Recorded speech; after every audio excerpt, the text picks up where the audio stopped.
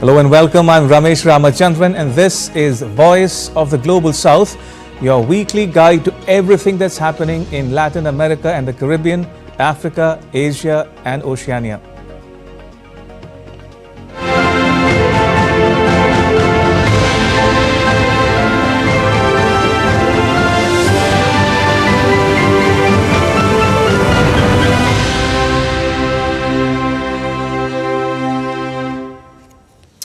All right, and on the show this week, more than a month after a disputed election, protests look set to continue in Mozambique. Violence has claimed at least 30 lives. Will peace be given a chance? Kim Jong-un has a new BFF in Vladimir Putin, but Xi Jinping is not liking it. We tell you why. And COP29 tries to make progress on how to raise up to $1 trillion in climate finance for the world's most vulnerable. Will the talk succeed? All that and much more coming up on Voice of the Global South. There's little relief in sight for Mozambique as the protests over allegations of vote rigging look set to continue in this country located on the southeastern coast of Africa. The protests have escalated since election authorities said that the Frelimo party had won the 9th October vote, extending its 49-year-old rule.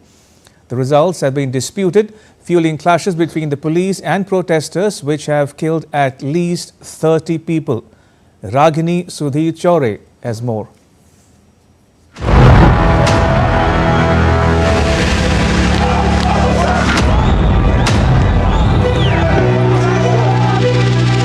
Mozambique is burning. The country's politics has been upended and its citizens are in a state of turmoil. People are out on the roads protesting against President-elect Daniel Chapo. The Frelimo party has ruled Mozambique since its independence from Portugal in 1975. The party is now being accused of registering 900,000 fake voters out of an electorate of 17 million. Frelimo's Daniel Chapo got 70.7% of the vote, ensuring that the party retained power. Mozambique's young population is turning against Frelimo. They are questioning the authenticity of the election result. The young, unhappy Mozambicans are paying the price as the country faces some of the worst post-election violence. Protests broke out on 21st of October. They have worsened since then, turning into the biggest protest in an independent Mozambique. On 7th November, police fired tear gas at protesters. Anger has mounted since the election authorities said that Frelimo won the election, extending its 49 years in power. Human rights groups claim that at least 30 people have been killed in police crackdown. The election was hotly contested, with many young people supporting an independent candidate, Venancio Mondlane. But Mondlane only got 20.32% of votes. Mondlane, who is backed by the Podemos party, claimed that he won the vote. He alleged electoral fraud and manipulation in favor of the Frelimo party. United Nations High Commissioner for Human Rights, Volker Turk, has warned against the use of unnecessary or disproportionate force. He said that police should manage protests in line with Mozambique's international human rights obligations. Take a look at the timeline of the protests. On 19th October, two senior opposition figures, Elvino Dias and Paulo Guambe, were gunned down in Maputo. On 21st October, police violently dispersed a press conference and protest led by Mondlane near the site of the killings. On 24th of October, the National Election Authority declared Chapo as the winner. Mondlane called a two-day nationwide strike on 24th and 25th of October. Police repressed the protesters. On 29th of October, doctors' associations announced that at least 10 people had been killed during the protests. On 7th November, Mozambique witnessed a violent crackdown on protesters. On 13th November, a military vehicle blocked the road as protesters tried to make their way to the Rissano border crossing with South Africa. The border has not fully reopened. Mozambique authorities threatened this week to unleash the army to quell the protests, accusing the demonstrators of trying to overthrow a democratically elected government. Human rights groups have described the government's handling of the protests as the worst crackdown in years. A logistics company called Grindrod has suspended port and terminal operations in Mozambique. It will hit the movement of goods and commodities in a region already battling logistical bottlenecks as the underfunded state-owned port and rail companies struggle to provide adequate services. Mozambique's Constitutional Council has not certified the election result, a process that usually takes around 2 months. With Ragini Sudhir Chore, Tanvi Taneja for TD India. There's bromance in the air, and it's between two unlikely pals, Kim Jong-un and Vladimir Putin. But it has upset some, including, guess who? Xi Jinping. The Kim-Putin bromance is the subject of much discussion and speculation. Kim's 3 a.m. hug of Putin on the tarmac, gifting him 2 Pungsan dogs, and Putin in turn presenting Kim with a Russian-make Aurus limousine and taking Kim for a spin in it. These carefully choreographed appearances project a sense of camaraderie and bonhomie at a time when the region and the world is buffeted by multiple crises. The friendship between the 40-year-old supreme leader of North Korea and 72-year-old Russian leader upsets a delicate balance, a careful equilibrium that Xi Jinping has sought to cultivate and maintain in the region. Specifically, the signing of a new mutual defense treaty between Moscow and Pyongyang is problematic for Beijing at many levels.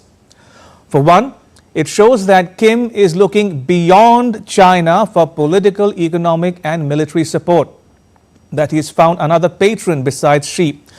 2, the Kim-Putin friendship brings the US, South Korea and Japan even closer together militarily, and that can only add to, not reduce, China's anxiety.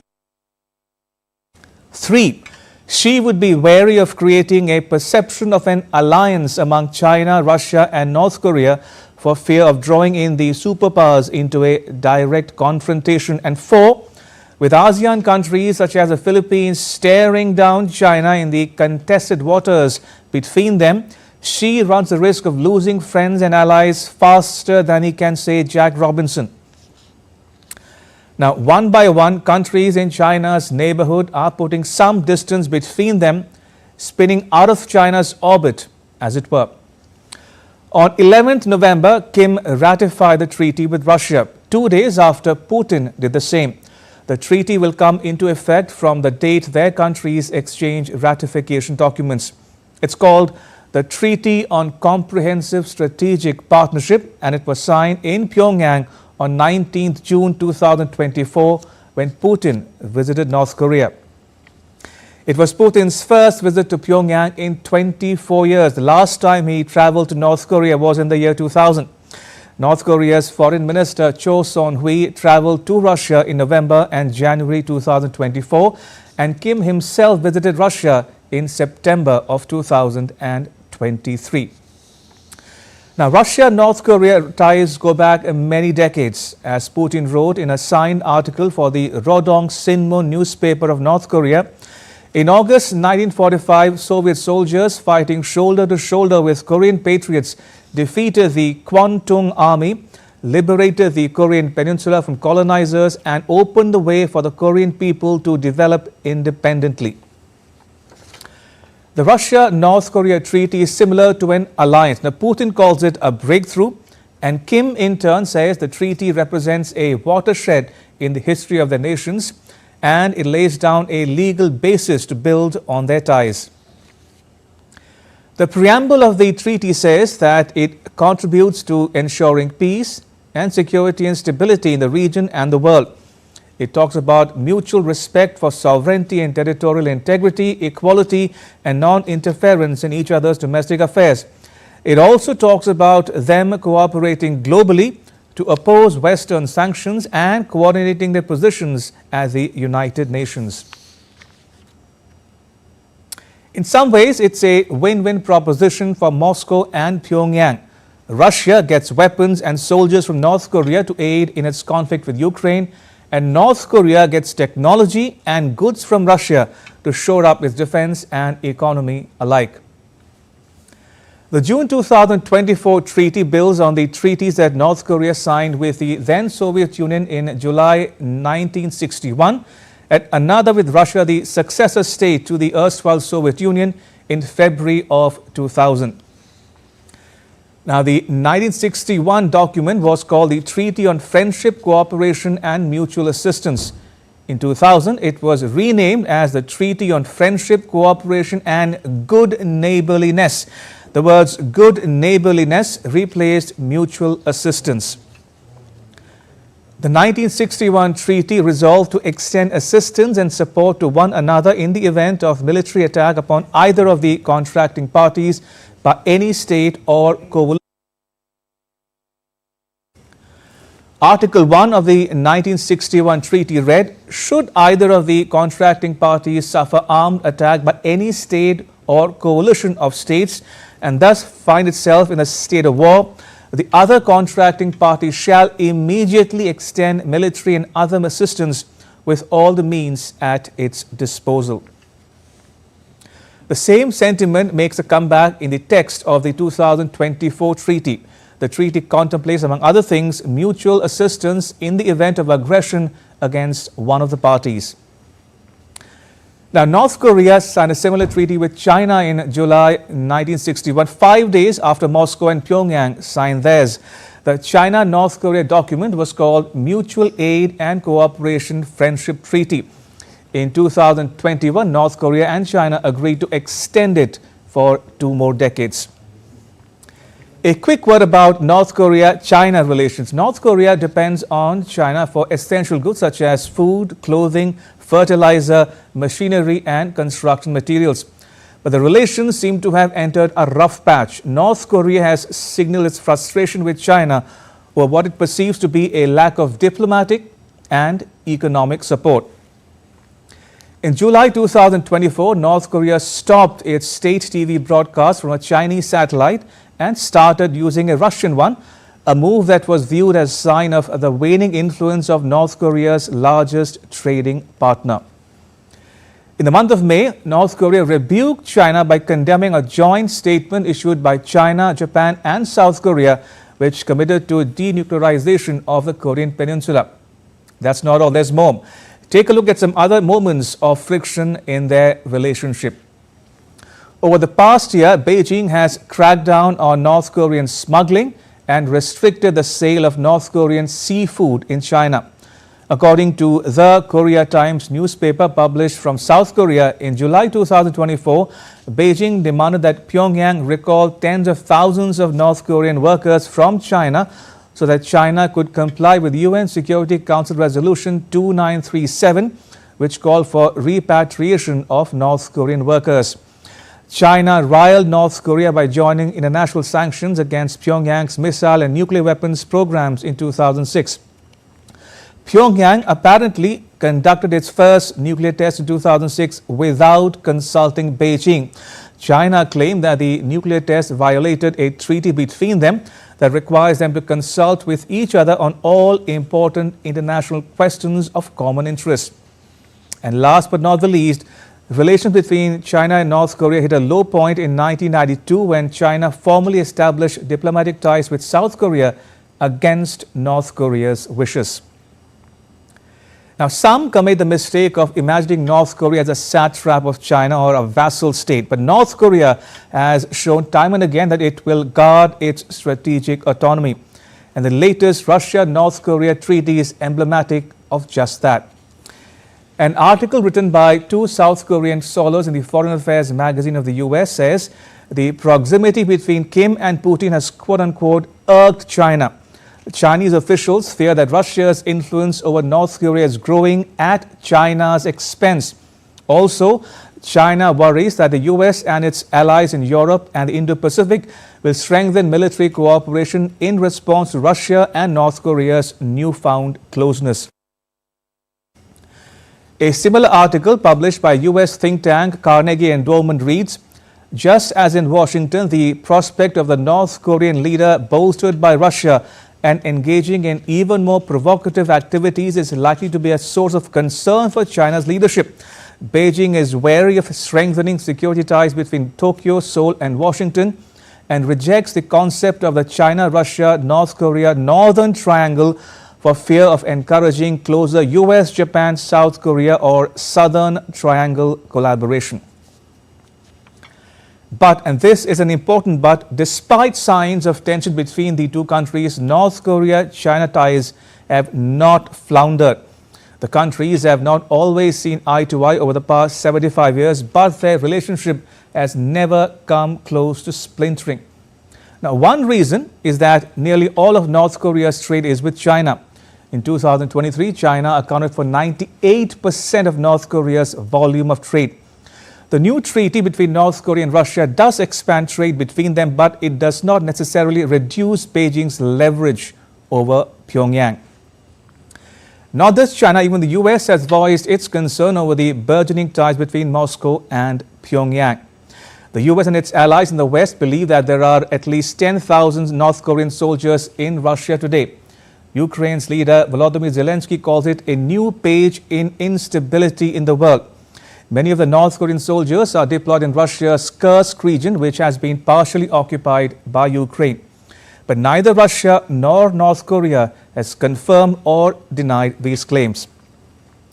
Putin issued a veiled warning to the West when he said that the Russian Federation does not rule out developing military and technical cooperation with the Democratic People's Republic of Korea in response to the US and its NATO allies supplying long-range, high-precision weapons, F-16 aircraft and other technology-intensive arms and equipment for attacking Russian territory. But US diplomat Bonnie Jenkins has said that Washington, D.C. does not have anything definitive in terms of nuclear technology going from Russia to North Korea, but it does worry about the developing relationship between the two countries. Clearly, Xi Jinping is sitting on the horns of a dilemma. Neither can he push North Korea so much that Kim turns on him or gets closer to Russia or, for that matter, the US. Nor can he allow Kim's actions or provocations to increase the military cooperation among the US, South Korea, Japan and the Philippines, something China perceives as a threat to its own security. I want to leave you with a thought. A seventh nuclear test by North Korea will put more strain on China's ties with North Korea. North Korea conducted its sixth and last nuclear test way back in 2017. Will Kim go for another? All bets are off if he does. Now, COP29 is underway in Azerbaijan, a country located on the border between Europe and Asia. The annual UN Climate Change Summit, which is being held in the country's capital Baku, is the successor to COP28, which was held in Dubai last year. As Jayant Das reports, the stakes are even higher this year.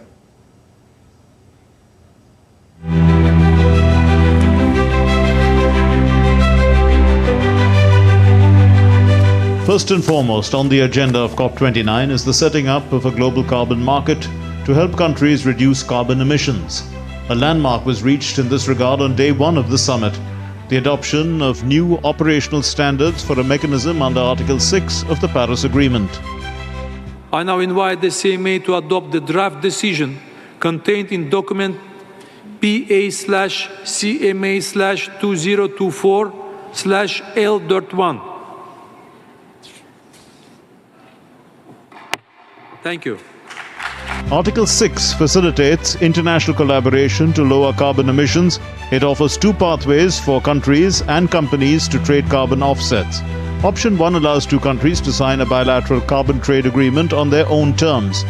Option 2 allows countries and companies to pay for carbon-reducing projects backed by a UN-managed system and earn credits to offset emissions. Another crucial agenda at COP29 is that of redefining a new collective quantified goal for climate finance. It is long overdue and needs a significant overhaul to meet current realistic needs. It was essentially drawn up to introduce changes in climate action funding for developing countries after 2025. The gap between what is required and what is being funded is huge. The Baku summit will see countries seek to establish a new annual climate financing target to replace the $100 billion pledge set in 2009, which expires at the end of the year, and which many say is far less than what is required.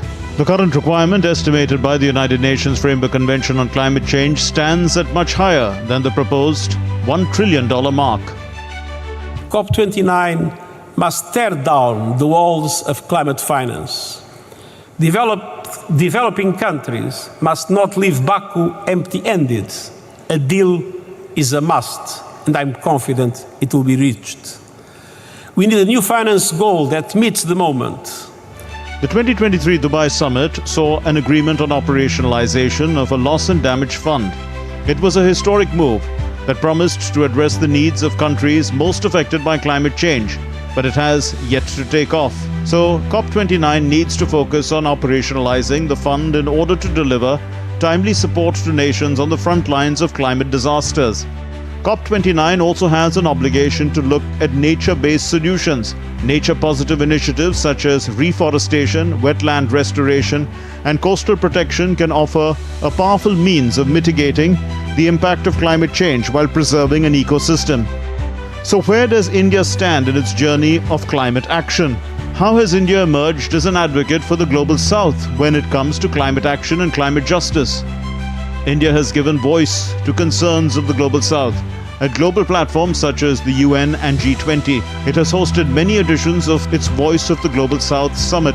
India submitted its first nationally determined contribution in the year 2015, which was aimed at reducing the emission intensity of its GDP by 33 to 35% by 2030 from the 2005 level, and achieving a 40% cumulative electric power installed capacity from non-fossil fuel-based energy resources by 2030. Both goals have been achieved in 2023, much ahead of the deadline. As on 31st October 2023, the cumulative electric power installed capacity from non-fossil fuel-based energy resources stood at 43.81% of the total cumulative electric power installed capacity, and the emission intensity of its GDP has been reduced by 33% between 2005 and 2019. Prime Minister Narendra Modi launched a mission lifestyle for environment in 2022.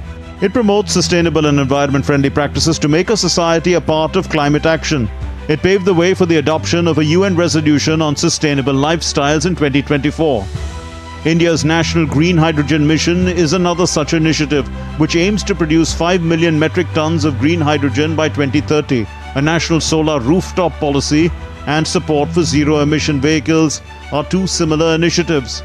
India also pushed for international collaboration by way of International Solar Alliance and its G20 presidency to promote collective climate action. COP28 was the highest attended COP meeting in history, with around 85,000 participants, including more than 150 heads of state or government. COP28 also saw some key outcomes, with the most important being the conclusion of the first global stocktake of efforts made to address climate change under the Paris Agreement. The global stocktake provided benchmarks and outlined guidance for countries to consider in the next round of climate action plans that are due in 2025. Besides an agreement on the Loss and Damage Fund, COP28 also decided on targets for a global goal on adaptation, which will have the purpose to assess global efforts towards resilience against climate change. COP28 also called on world governments to transition away from fossil fuels and to hold the increase in global average temperature to below 1.5 degrees Celsius. World Meteorological Organization Secretary General believes that there is still some hope for the set target. For me, there is still hope for 1.5, and we should keep along those lines, because if we move our mark into 2, the impacts will be huge. We are already below 1.5, and you can see the impacts. They are very strong. So there are a lot of expectations from COP29, but the question is, will developed nations come to the help of developing nations? Jayant Das's report for DD India. And with that, it's a wrap on this edition of Voice of the Global South. But news continues here on DD India. You can catch all the latest updates on our social media, mobile and digital platforms. Thanks for watching. Bye.